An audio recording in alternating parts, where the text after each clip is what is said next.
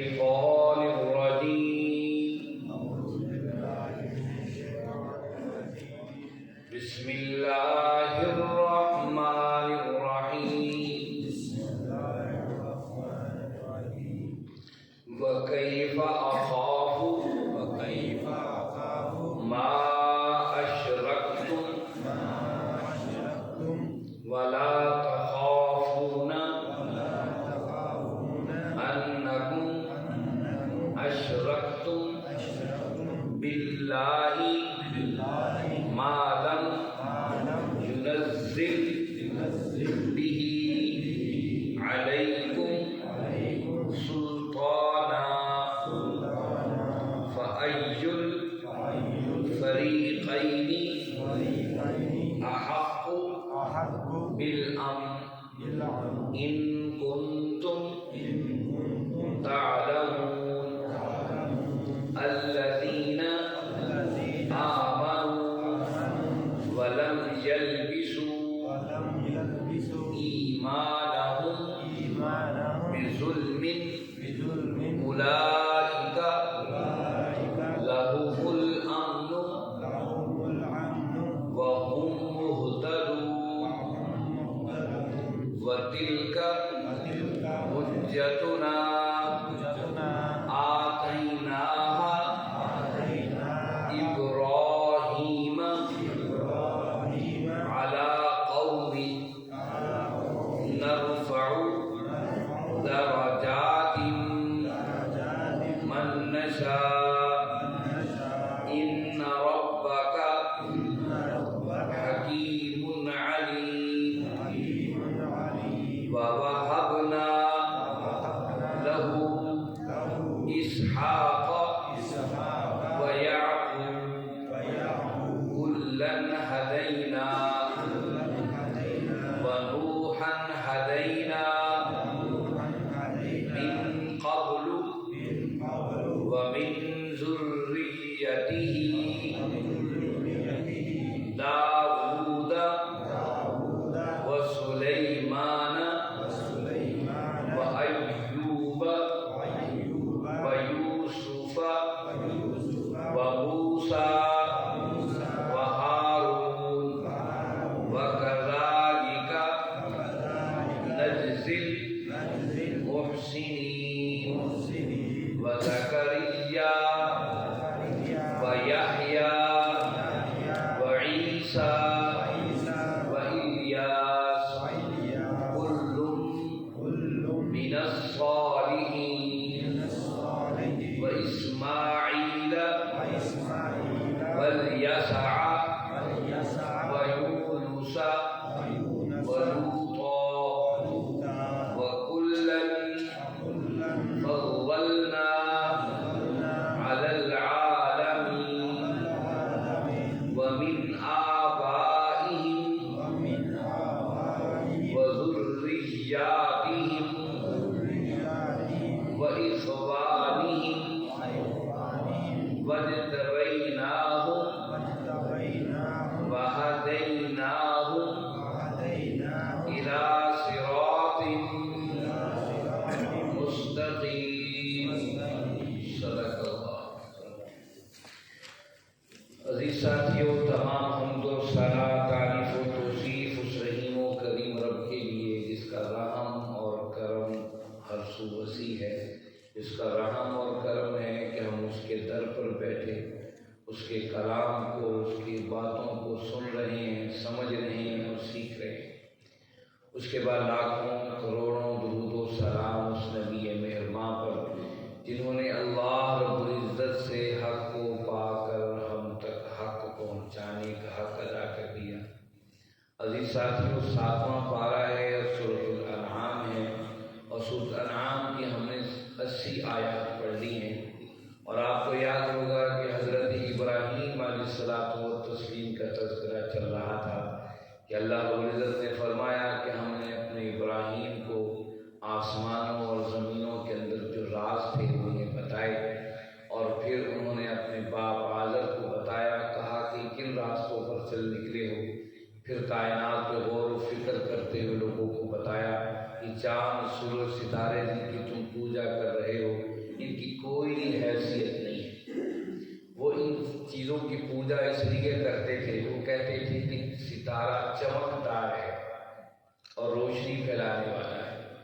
چاند چمکدار اور روشن ہے، روشنی پھیلانے والا ہے، سورج چمکدار اور روشن ہے اور روشنی پھیلانے والا ہے۔ ابراہیم علیہ السلام و تسلیم نے اس تصویر کا دوسرا رخ انہیں دکھایا۔ انہوں نے کہا کہ تم چاند کو، ستارے کو، سورج کو روشن ہوتا ہوا دیکھتے ہو، طلوع ہوتا ہوا دیکھتے ہو، ذرا اس کا دوسرا رخ بھی تو دیکھو۔ اس کی روشنی کے وقت کے بعد ماند پڑ جاتی ہے اور یہ غروب ہو جاتا ہے۔ ستارہ رات گئی تو ستارے کی روشنی بھی گئی، اور پھر چاند رات گئی تو سورج کی چاند کی روشنی بھی چلی گئی۔ سورج اسی طریقے سے رات ہوئی تو اس کی ساری توانائیاں رخصت ہو گئیں۔ جس کی توانائیاں رخصت ہو جائیں اور جس کو زوال ہو، وہ کبھی خدا کے منصب پر متمکن نہیں ہو سکتا۔ یہی انہوں نے اصل میں بتایا۔ ماضی کی جو ہم نے کل آیات پڑھی تھی، ان آیات کے اندر آئی، اور پھر آخر میں افراد کا ذکر ہو کہ تم اس کو غور سے دیکھتے نہیں ہو، اسے نصیحت کیوں نہیں حاصل کرتے ہو؟ ایک رخ دیکھتے ہو، دوسرا رخ بھی دیکھو، اس میں غروب اور اس میں ختم ہو جانے کی صلاحیتیں ہیں، اور جو رب کی ذات ہے اس میں کبھی بھی زوال نہیں۔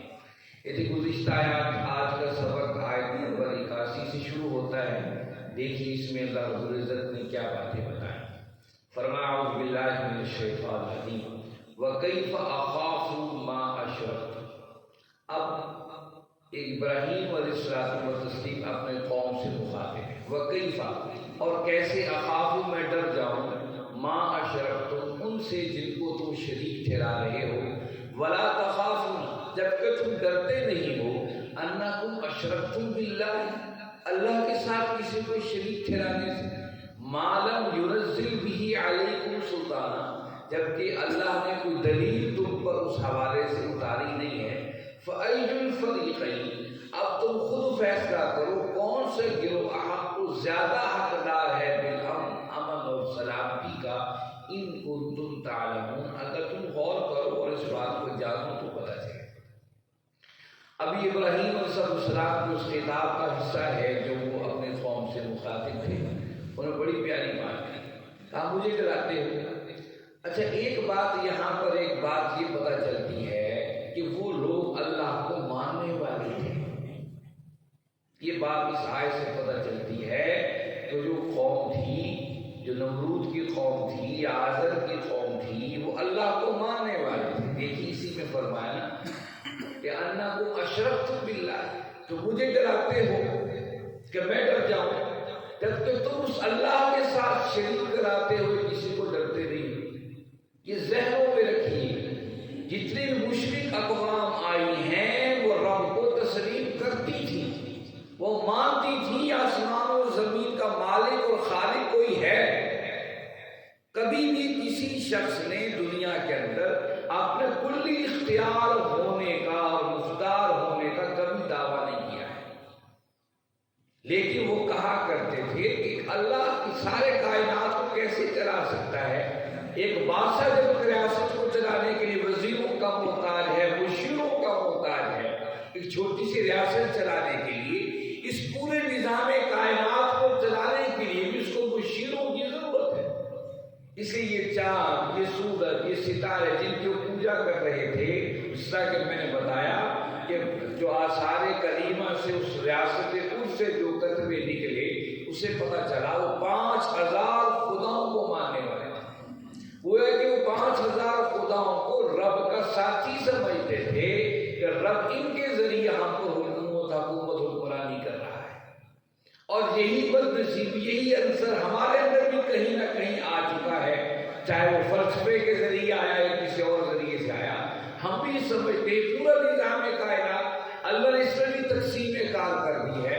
یہی بات ہر نبی نے آ کر بتائی، اس طرح کہ ابراہیم علیہ السلام و تسلیم اپنے قوم سے خطاب کرتے فرماتے ہیں کہ مجھے ڈراتے ہو، ان معبودوں سے مجھے ڈراتے ہو، جبکہ ڈرنا تو تمہیں چاہیے تھا کہ اس اللہ کے مقابل تم نے لوگوں کو بھی ساتھ شریک ٹھہرا دیا۔ اور ساتھ یہ بڑی بات ہے، ما لم ينزل به علیکم سلطان، جس کی کوئی دلیل اللہ نے نازل نہیں کی۔ گویا کہ اللہ کے مقابل جب بھی کوئی ہستی، کوئی شخصیت، کوئی چیز آئے، ہمیں رب کی دلیل چاہیے۔ وہ دلیل آسمان سے اتری ہونی چاہیے، اس روئے زمین پر انسان اور بندے کے اندر ربط کرنے کا آسمانی ذریعہ اللہ کا قرآن ہے اور آمنہ کے در یتیم جناب احمد مجتبی محمد مصطفیٰ صلی اللہ علیہ وسلم کا فرمان ہے۔ ان دو دلیلوں سے ہمیں کوئی بات مل جائے تو ہمیں قبول کرنا ہے، نہیں ملتی تو قرآن کہتا ہے ما لم ينزل به علیکم سلطان، ان کی کوئی دلیل نہیں اتاری۔ پھر کہا ای الفریقین احق بالامن، ذرا بتاؤ تو صحیح پھر امن کا حقدار کون ہے؟ امن اور ایمان اور اسلام اور سلامتی کے لازم اور ملزوم چیزیں۔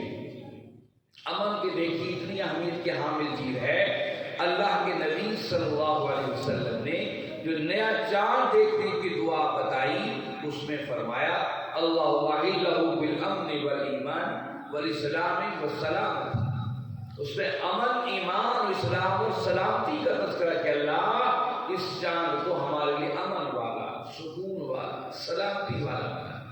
گویا کہ یہ آیت ہمیں بتاتی ہے ایک خدا اور ایک رب سے تعلق انسان کو امن اور آشتی دیتا ہے، اور ایک رب سے زیادہ کو اپنا خدا مان لینا یا رب سے علاوہ کسی اور کو اپنے تمام مشکلوں اور حاجتوں کا مالک تصور کر لینا، وہ امن میں خلل پیدا کرتا ہے، وہ سکون میں خلل پیدا کرتا ہے۔ تصور تو کیجیے، جب آپ کو بتاؤ آپ کا ایک ہی مالک ہے، آپ جس کے ہاں ملازمت کرتے ہو آپ کو پتہ ہے میری مشکل، میری پریشانی میں، دکھ اور تکلیفوں میں جس کے ہاں میں ملازم ہوں وہ میرا کام کرے گا، آپ کو کوئی ٹینشن نہیں ہوگی، آپ کو جب بھی چاہو مشکل ہوگی اس کا نمبر ملاؤ گے اس سے بات کر لو۔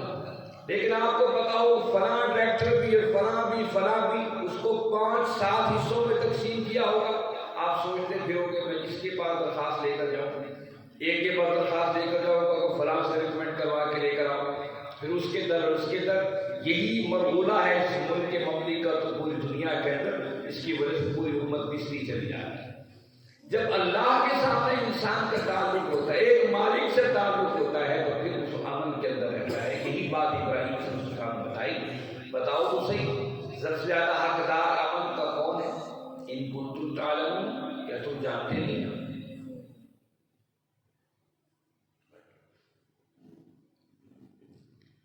الذین آمنوا، جو لوگ ایمان لائے، ولم یلبسوا ایمانہم، اور اپنے ایمان کو ملبس نہیں کیا بظلم، ظلم کے ساتھ، اولئک لہم الامن، یہی لوگ ہیں جن کے لیے امن ہے، وہم مہتدون، اور وہ ہدایت یافتہ ہے۔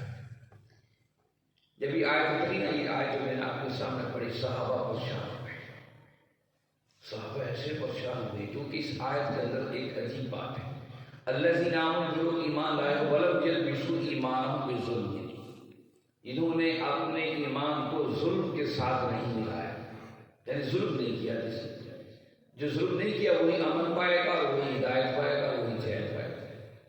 اب صحابہ فرمانے لگے انسان سے تو ظلم زیادتی ہو جاتی ہے، کبھی اولاد کے حوالے سے، کبھی ملازم کے حوالے سے، کبھی ہمسائے کے حوالے سے، اس کا مطلب یہ ہے کہ ہم تو نہ امن حاصل کر سکیں گے نہ ہدایت حاصل کر سکیں گے۔ صحابہ بڑے پریشان ہوئے۔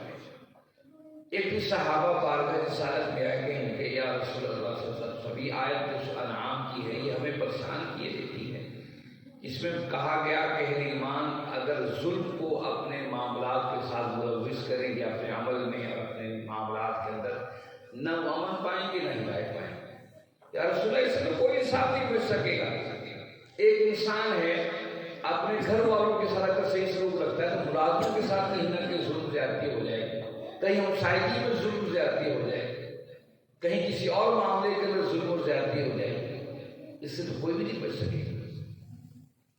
تو اللہ کے نبی صلی اللہ علیہ وسلم نے فرمایا سنو، کیا سورہ لقمان میں تم نے نہیں پڑھا ان الشرک لظلم عظیم، یہاں ظلم سے مراد وہ شرک ہے جو اللہ نے فرمایا کہ سب سے بڑا ظلم ہے۔ اس لیے یہاں اللہ اہل ایمان اگر ظلم کو یعنی شرک کو اپنے ایمانوں کے ساتھ جوڑو گے تو وہ امن اور ہدایت نہیں پا سکتے۔ آج ہمارا معاشرہ بالکل ایسا ہی ہے، ہم نے اپنے سارا ڈیپینڈ ایک خاص پارلیمنٹ اور اداروں کے اوپر بھروسہ کر لیا۔ آج ہم سریعام کہتے ہیں عوام کی حکومت عوام کے اوپر، یہ کہاں سے تصور آیا عوام کی حکومت عوام کے اوپر؟ جب تک عوام کی حکومت عوام پر رہے گی، اسلام تو اس لیے آیا تھا بندوں کو بندوں کی غلامی سے نکالا، عوام پر اللہ کی حکومت قائم ہوگی تو امن اور سکون اور ہدایت آئے گی، اس کے علاوہ کوئی رستہ نہیں۔ وَتِلْكَ حُجَّتُنَا، اور اسی طرح ہم نے حجت یہ دلیل دی آتیناہا اپنے نشانیوں کے ساتھ ابراہیم علیہ السلام کو علی قومہ ان کے قوم کے مقابلے پر، نرفع ہم نے بلند کیے درجات ان کے درجات من نشاء جو ہم نے چاہے، ان ربک کا بے شک آپ کا رب حکیم علیم حکیم بھی ہے اور جاننے والا بھی۔ یہاں فرمایا کہ ہم نے ابراہیم کو حجت دی اپنی آیات۔ یہ حجت کیا تھی؟ وہ دلائل تھے، وہ عقلی دلائل تھے، اور وہ احسن طریقہ تھا جس سے ابراہیم علیہ السلام اپنی قوم سے مخاطب ہوئے۔ جس طرح انہوں نے اپنے ادب سے اپنے والد سے کہا، باپ یہ نفع نقصان کے مالک نہیں ہیں، ان کی پوجا کیوں کرتے ہیں؟ یہ بھی انداز حکمت تھا۔ اور کبھی بتوں کو توڑ کر بڑے بت کے کندھے پر قرآن رکھ کر کہا، مجھ سے کیا پوچھتے ہو؟ ان سے اس بڑے سے پوچھو، آخری تمہارا خدا ہے جس کے تم پوچھتے ہو، تمہارے نفع نقصان کا مالک بھی ہے۔ ابھی ایک ایسی چیز تھی جو لوگوں کو حیران و پریشان کرتی، یہ وہ طریقہ دعوت تھی، اس کو اللہ نے حجتنا آتیناہا، یہ ہم نے دلیل دی ابراہیم علیہ السلام کو ان کے قوم کے مقابلے پر کہ اس سمجھداری کے ساتھ اللہ کا پیغام سناتے رہے۔ پھر اس بنا پر نرفع درجات من نشاء، ہم نے ان کے درجے مسلسل بلند ہی کرتے چلے، ان کو درجات دیتے ہی چلے گئے۔ اور آپ پورے قرآن کا مطالعہ کر لیجیے، یہاں آگے تقریباً 17 انبیاء کا تذکرہ آگے آ رہا ہے۔ آپ ان سب انبیاء کو دیکھ لیجیے، ان میں رسول بھی ہیں اور نبی بھی ہیں، لیکن جو منصب ابراہیم علیہ السلام کو بطور نبی ملا ہے، حالانکہ رسول کا منصب نبی سے بہت اعلیٰ ہوتا ہے، ایک ابراہیم علیہ السلام رسول نہیں تھے، فقط نبی تھے، لیکن جو ان کو درجات اللہ نے عطا کیے وہ کسی رسول کا بھی خاصہ نہیں رہا ہے کہ اتنے انبیاء کسی رسول کی نسل کے اندر آئے ہیں، اور اتنی مجاہدیں اور تکلیفیں مشقتیں کسی رسول نے اٹھائی ہیں جتنی ابراہیم علیہ السلام نے اٹھائیں۔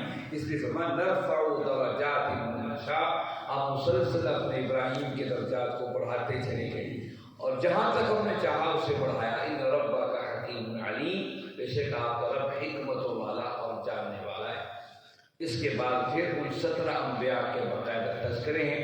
وَوَهَبْنَا لَهُ، اور ہم نے عطا کیے انہیں یعنی ابراہیم علیہ السلام کو اسحاق و یعقوب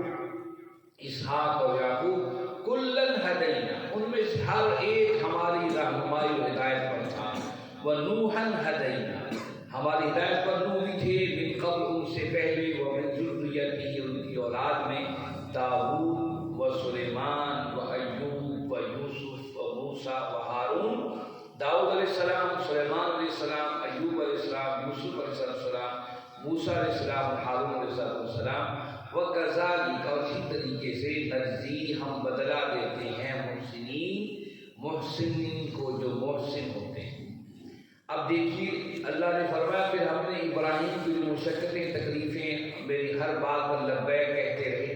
اصل میں یہ اللہ مخاطب ہیں اور قرآن مخاطب ہے۔ ذرا تھوڑا سا پس منظر میں بھی چاہیے کہ مکہ کے اندر 13واں سال ہے جو آخری سال تھا اللہ کے نبی صلی اللہ علیہ وسلم کا مکہ کے اندر، اور مخاطب اہل مکہ ہے۔ بنیادی طور پر آیات انہی حوالے سے گزر رہی ہیں، انہیں بتایا جا رہا ہے تم اپنے آپ کو ابراہیمی کہتے ہو۔ دیکھو جب ابراہیم نے اپنے رب کے ساتھ اپنے تعلق کو جوڑا، اللہ نے کتنی عزتیں دی۔ اگر تم بھی محمد کریم صلی اللہ علیہ وسلم سے جڑ جاؤ گے، اللہ تمہیں بھی عزتیں دے گا، تمہیں بھی رفعتیں دے گا، تمہیں بھی بلندیاں دے گا۔ اصل ان بات سے بتانا مقصود یہی ہے۔ فرمایا وَوَهَبْنَا لَهُ إِسْحَاقَ وَيَعْقُوبَ۔ وَوَهَبْنَا، حب کہتے ہیں اصل میں ہبہ، آپ لوگ اردو میں استعمال کرتے ہیں ہبہ، یہ تو بڑا ٹیکنیکل لفظ ہے، تعداد بھی لوگ ہبہ کرتے ہیں۔ ہبہ کو اردو انگلش میں گفٹ کہتے ہیں، ہدیہ، جس سے ہدیہ کا لفظ بھی اسی سے نکلا ہے۔ تو یہ گفٹ اللہ میں ہم نے اسحاق اور یعقوب تحفۃ ابراہیم کو دی، اور کیا کمال دیے، کیا کمال دیے۔ قرآن نے ان کے تذکرے کی بڑی تفصیل کی ہے۔ یعقوب علیہ السلام کا تذکرہ کرتے ہوئے قرآن نے بڑی زبردست بات کی۔ وَإِذْ كُنْتُمْ شُهَدَاءَ، قرآن نے کہا تو ان میں سے اس وقت کوئی بھی موجود نہیں تھا جب یعقوب علیہ السلام کے اوپر جب موت واقعہ ہونے لگی، موت کا وقت آنے لگا، اِذْ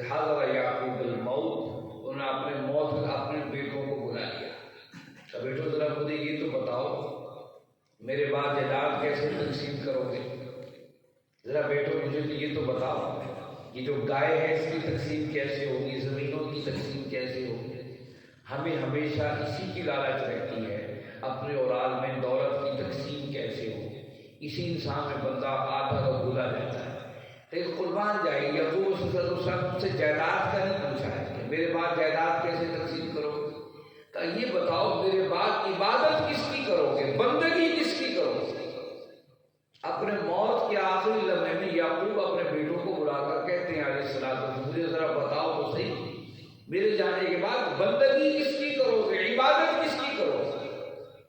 ان کا الہ آبائی کا اللہ، یا آپ کے اللہ کی پوجا کریں گے، عبادت کریں گے، اور آپ کے باپ ابراہیم نے جس کی طرف بلایا تھا اس کی عبادت کریں گے۔ پھر یعقوب ابراہیم اب میرا دل اٹھا۔ قرآن نے ذکر کر کے بتایا اصل نصیحت نئی نسل کو یہی ہونی چاہیے۔ اس امت کے فرد بھی جب تربیت میں پریشان ہو اس لحاظ سے نہ ہو کہ وہ کھا رہا ہے کہ پی رہا ہے، یہ ہو کہ کیا اس راستے پر ہے جو راستہ اللہ اور اس کے رسول نے بتایا ہے۔ یہی وہ نبیوں کا درد تھا، یہی اللہ کے نبی صلی اللہ علیہ وسلم کا درد جو اپنی قوم کے سامنے کھڑے ہو کر بیان کر رہے تھے، یہی درد آج اس امت کے دل کا درد ہونا چاہیے ہے۔ ہمیں یہ پریشانی نہ ہو، رزق اللہ کے ذمہ اسے دینا ہی دینا ہے، یہ ذمہ ہو میرے بعد میری اولاد صحیح راستے پر تو چلے گی، اللہ اس کے رسول کی بندگی تو اللہ کی بندگی تو کرنے والی ہوگی، اس کے نبی صلی اللہ علیہ وسلم کے اطاعت تو کرنے والی ہوگی۔ یہ ہے وہ سبق جو نئی نسل کو اگر امت مسلسل دیتی چلی جاتی، آج یہ امت ان حالات میں نہ ہوتی کہ 58 اسلام ملک دنیا کے اندر موجود ہیں اور امت پھر بھی در در پہ بھٹک رہی ہے، پریشان ہے، اور 5 ملکوں میں سے ایک ملک جب چاہے ناراض ہو جائے اور کسی معاملے کو ویٹو کر دے، دنیا کے 58 اسلام ملک ہاتھ باندھ کر کھڑے جناب ہم کیا کریں، کیا نہ کریں۔ دنیا کا کوئی عالمی مسئلہ حل کرنے کا معاملہ ہو، ان 5 ملکوں میں سے جو جب کہ سب کے سب 5 میں سے کوئی ایک بھی مسلم ملک نہیں ہے، جب چاہے اس کو ویٹو کر دے، اور 58 ملک جو ہے منہ میں انگلیاں ڈال کر کھڑے ہوئے کہ ہم کیا کر سکتے ہیں۔ اس کی بدحالی یہ ہے، وجہ یہ ہے ہمیں نئی نسل کو بتائی نہیں کہ تمہیں کس کی بندگی کرنی تھی، یہی آج ہمارا مسئلہ ہے۔ اللہ فرمایا کہ ہم نے سارے کو ہدایت دی، وَنُوحًا هَدَيْنَا مِن قَبْلُ، اور ان سے پہلے نوح بھی ہدایت پر تھے، وَمِن ذُرِّيَّتِهِ، پھر ہم نے ابراہیم کے اولاد میں جو تھے داؤد تھے، سلیمان تھے، ایوب تھے، یوسف تھے، موسیٰ تھے، ہارون علیہ السلام تھے، وَكَذَلِكَ نَجْزِي الْمُحْسِنِينَ، ہم اسی طریقے سے بدلہ دیتے جو محسن ہوتے ہیں، جو اپنے مالک کے احسان کو یاد کرتے ہیں، پھر ہم ایسے ہی بدلہ دیتے ان کی نسلوں کو بھی خیر کا راہی بنا دیتے۔ یہ ہے وہ اصل چیز جو وہاں اللہ کے نبی صلی اللہ علیہ وسلم اہل مکہ کو بتا رہے تھے، اور قرآن پوری امت کو مخاطب ہے کہ دیکھو اب بھی اگر تم خیر کے راہی بن جاؤ، وہ اپنے محسن جو محسن ہوتے ہیں، احسان کو یاد کرنے والے ہوتے ہیں، انہیں اللہ ضرور بدلہ دیتا ہے۔ وزکریا و یحییٰ و عیسیٰ و الیاس، اور ذکریہ بھی تھے، یحییٰ بھی تھے، عیسیٰ بھی تھے، الیاس بھی تھے، کل من الصالحین، ان میں سے ہر ایک صالح تھا، ہر ایک اپنے معاشرے کے اندر ایک مثال تھا۔ واسماعیل والجسع ویونس ولوطا، اس اسماعیل بھی تھے، یس بھی تھے، یونس بھی تھے، لوط بھی تھے، وکلا فضلنا علی العالمین، اور ہم نے ان میں سے ہر ایک کو فضیلت دی تھی تمام جہانوں پر۔ ومن آبائہم وذریاتہم، ان کے آبا بھی تھے، وذریت ان کی اولادیں بھی تھیں، واخوانہم ان کے بھائی بھی تھے، واجتبیناہم جنہیں ہم نے چن لیا تھا، وہدیناہم نے ہدایت دی تھی الی صراط مستقیم۔ گویا کہ اللہ بتا رہا ہے صرف 17 ہی رسول نہیں تھے یا 25 رسولوں کا تذکرہ قرآن نے کیا ہے، ہم بیان یہی نہیں تھے، ان کے آبا کے اندر بھی، ان کی نسلوں میں بھی، ان کے بھائیوں اور بھی بہت سے تھے جنہیں ہم نے فضیلتیں دی تھی اور تمام دنیا میں چن لیا تھا، لیکن تذکرہ صرف انہی کا کیا جو معروف تھے اور ساری دنیا ان کے ناموں سے واقف تھی۔ ان میں سے ہر شخص ہر نبی صراط مستقیم پر تھا، سیدھے راستے پر تھا۔ اس سے اللہ نے ہمیں ہر نماز میں کہا اہدنا الصراط المستقیم، اللہ سے دعا کرتے ہوئے کہا کرو اللہ ہمیں صراط مستقیم پر چلا، ان لوگوں کے راستے پر چلا جو نبیین تھے، صدیقین تھے، شہداء اور صالحین تھے۔ اللہ رب العزت سے دعا ہے اللہ رب العزت ہم سب کو اسی ہدایت کا راہی بنائے، اسی پر زندہ رکھے، اسی پر موت عطا فرمائے۔ وآخر دعوانا الحمد للہ رب العالمین۔ والصلاة والسلام